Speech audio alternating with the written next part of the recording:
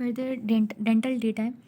Structure of teeth, growth process और wear and tear से पता लग जाता है। इसमें नियोनेट्स में नियोनेटल लाइन होती है। शुरू में उन्होंने ना पीछे सिर्फ वो नॉर्मल बताया हुआ किस तरह के होते हैं दांत। बहरहाल age of eruption of deciduous teeth अगर देखें तो पहले उन्होंने सेंट्रल इंसाइजर्स का बताया हुआ है, लोअर और अपर, जिसमें 6 to 8 और 7 to 9 मंथ से रिस्पेक्टिवली। फिर upper lateral and lower lateral incisors का बताया हुआ है जो कि 9th और 10th मंथ में हो जाता है। फर्स्ट मोलर्स 12th मंथ के, कैनाइंस 18 मंथ और सेकेंडरी मोलर 12 ईयर्स के अंदर हो जाता है एरप्ट। फिर eruption timing of permanent dentition की अगर बात करें तो ये भी इसी तरह से है कि सेंट्रल इंसाइजर्स और लेटरल इंसाइजर्स शुरू में बताया हुआ है which is 7 and 8 month, first bicuspid, second bicuspid 9 10th के 9 11th में, और फर्स्ट मोलर 6 में, सेकंड मोलर 12 में हो जाता है और थर्ड मोलर 18 तक एरप्ट हो जाता है। ठीक है, तो इसमें फर्स्ट मोलर 6 ईयर्स में, सेकेंड 12 में, ये ज़्यादा इंपॉर्टेंट है। फर्दर जो एस्टिमेशन अबव 25 ईयर्स है वो नहीं लगाई जा सकती टीथ के बेस पर। स्पेशलाइज टेस्ट आपको मजीद 5 से 7 सालों की इन्फॉर्मेशन दे सकते हैं दांतों से, लेकिन डेथ सब्जेक्ट में ही सिर्फ दे सकते हैं। ठीक है, वेयर एंड टीयर से भी पता लगाया जा सकता है, लेकिन अगेन कोई अच्छा क्राइटेरिया नहीं है क्योंकि ये डिपेंड कर रहा होता है अगेन सेक्स पर, डाइट पर और डिजीज़ पर भी वेरी कर रहा होता है। तो स्टेप्सन्स क्लासिफिकेशन आपको बता देती है कि वेयर एंड टीयर की बेस पर किस तरह से किया जा सकता है। एक्यूरेसी इसकी +-3 होती है। इसमें क्या है कि अटायरेशन और फिर उसने आगे उसको वैल्यूज़ दी हुई हैं 1 से लेकर 3 तक। जिंजीवल अटैचमेंट, सेकेंडरी डेंटाइन की कितनी अमाउंट है, translucency of root, root resorption और cementum deposition around the root. तो जब ज़ीरो उसने दिया हुआ है सबको नंबर, तो इसका मतलब है कि नहीं हुआ हुआ कुछ भी। ठीक है, लेकिन जब वो 1 नंबर दे रहा है तो अटायरेशन जो है वो विद इन एनेमल आ गई है, 2 पे डेंटिन के अंदर आ गई है और 3 में पल्प तक रीच कर रही है। और फिर सेकेंडरी डेंटिन की फॉर्मेशन अगर देखें तो उसमें सेकेंडरी डेंटिन में देखें तो सेकेंडरी डेंटिन S1 का मतलब है कि अपर पल्प के अंदर वो जो कैविटी है उसके अंदर अपर पल्प कैविटी उसके अंदर बनना शुरू हो गया, और S2 के अंदर आधी कैविटी भर गई है, और S3 के अंदर अगर जाएं तो वहाँ पर कैविटी पूरी भर चुकी होती है सेकेंडरी डेंटाइन से। पेरियोडोंटोसिस बिगिन होती है P1 पर, 1/3 वो भर चुकी होती है, 1/3 ऑफ द रूट तक हो चुकी होती है पेरियोडोंटोसिस इन द P2, और 2/3 तक हो चुकी होती है इन द P3। सीमेंटम की डेपोजिशन देखें तो ग्रेटर देन नॉर्मल होती है C2 के अंदर, C1 के अंदर, सॉरी ज़ीरो के अंदर तो थी नहीं ना, नॉर्मल लेयर थी बिल्कुल, लेकिन नॉर्मल से ज़्यादा हो जाती है C1 के अंदर, 1/3 तक आ जाती है of the root again in the case of C2, and heavy layer हो जाती है in the case of C3। Visible resorption कोई विजिबल नहीं होती ज़ीरो पे, और स्मॉल रिजॉर्प्शन स्पॉट्स R1 पर होते हैं, ग्रेटर होता है, और फिर greater areas of cemental and dentine are affected in the case of R3। Miles ने कहा कि ट्रांसलेसेंसी ही सिर्फ जो है वो अच्छा क्राइटेरिया है, और बॉयड ने आपको बताया कि जो एज एस्टिमेशन है वो इंक्रीमेंटल फीचर्स ऑफ एनेमल से पता लगाई जा सकती है। बेसिकली एनेमल प्रेजेंस पर जो स्ट्राइएशंस है उससे उसने कहा कि 4 माइक्रोन्स अ डे ये इंक्रीज़ कर रही होती हैं, तो इनसे पता लगाया जा सकता है। स्टैक ने बच्चों के दांतों पे काम किया और उसने कहा कि weight and height of the developing teeth से आप पता लगा सकते हैं, इन्फॉर्मेशन आपको मिल सकती है।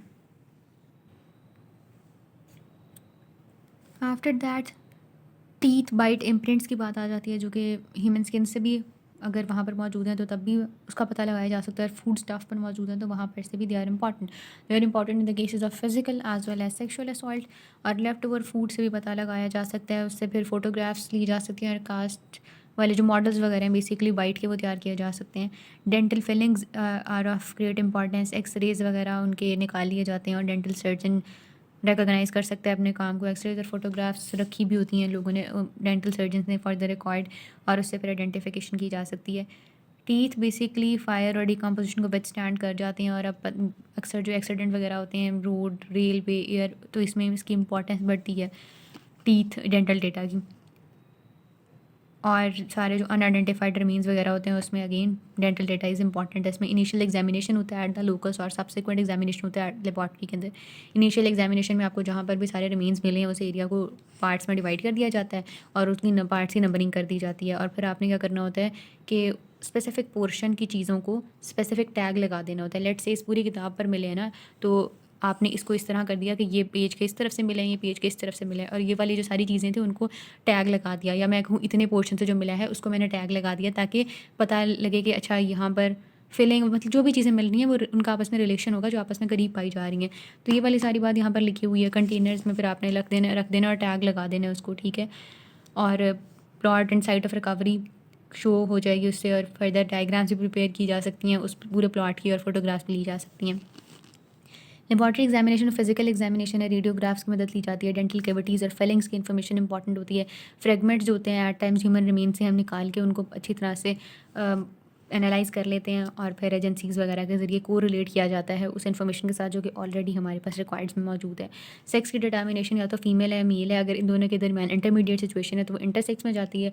एनाटमिकल, क्रोमोसोमल और साइकोलॉजिकल 3 तरह की इसको कैटेगराइज कर दिया है। एनाटमिकल में देखें तो नॉर्मल बात है, जो अनाटमी में डिफरेंसेस होते हैं कि इसमें ड्रेसेस और हेयर स्टाइल के डिफरेंसेस के अलावा जो अनाटमी में डिफरेंसेस होते हैं, सेक्सुअल ऑर्गन्स हैं या सेक्स बोन है उसके आ जाता है। इसके अलावा अगर पुट्रिफाइड बॉडी है तो उसके केस में हेयर, नॉन ग्रेविड यूट्रस और प्रोस्टेट ग्लैंड स्पेशली ये कुछ देर बाद जाके डिकम्पोज होते हैं, तो ये इंपॉर्टेंस के हामिल होते हैं। फीमेल बोन्स लाइटर होती हैं और बोन्स के पास एक हाई परसेंटेज ऑफ एक्यूरेसी होती है कि वो आपको सही किसी हद तक सही सेक्स डिटर्मिनेशन कर देंगे। एंटायर स्केलेटन है तो 100% आप डिटर्मिन कर सकते हैं। पेल्विस के केस में 95%, स्कल के केस में 92%। पेल्विस और स्कल या पेल्विस और लॉन्ग बोन्स मौजूद है तो 98, और लॉन्ग बोन्स अकेली मौजूद है तो 70 to 80% यू आर श्योर कि आप जो सेक्स बता रहे हैं वो एक्यूरेट है। स्कल जो फीमेल्स के केस में होता है वो लाइटर होता है और उसके पास 10% लेस कैपेसिटी होती है। फेशियल बोन्स फीमेल की स्मूथ होती हैं और मेस्टोइड प्रोसेस लेस प्रोमिनेंट होता है। सुपरसिलरी जो रिज है वो भी लेस प्रोमिनेंट होती है और कर्व्स वगैरह मौजूद होती हैं, एंगुलेशंस नहीं मौजूद होती। ऑर्बिटल ओपनिंग पे भी राउंड होगा, वहाँ पर भी कर्व्स या कॉर्नर्स नहीं मौजूद होते और ऑर्बिटल ओपनिंग स्मॉलर होती है। स्टर्नम और मेनिब्रियम को देखें तो बॉडी ऑफ स्टर्नम जो मेल के अंदर होती है उसका इंडेक्स 42.6 होता है, यानी बॉडी ऑफ स्टर्नम बेसिकली इसका size greater than twice the length of manubrium होता है। ये अंदर उन्होंने कहानियाँ लिखी हुई हैं, सारी इन्फॉर्मेशन अच्छे तरीके से टेबल के अंदर टैबुलेट कर दी गई है। ये दोनों tables are important. I think आगे से पढ़ते हैं हम, तो इनको खुद पढ़ लेना है। उसके बाद फिर क्रोमोसोम वाली बात पर आ जाते हैं। पेल्विस का यहाँ पर उन्होंने बता के नीचे अच्छी तरह से morphological sex differences in pelvis discuss किए हुए हैं। इस पर आए डीएनए पर या तो इसमें क्रोमोसोम्स पर आए तो फीमेल और मेल का पता है कि एक्स और एक्स वाई होता है। इन दोनों क्लासेस के अलावा बाकी सारी क्लासेस को इंटरसेक्स में क्लासीफाई किया जा सकता है।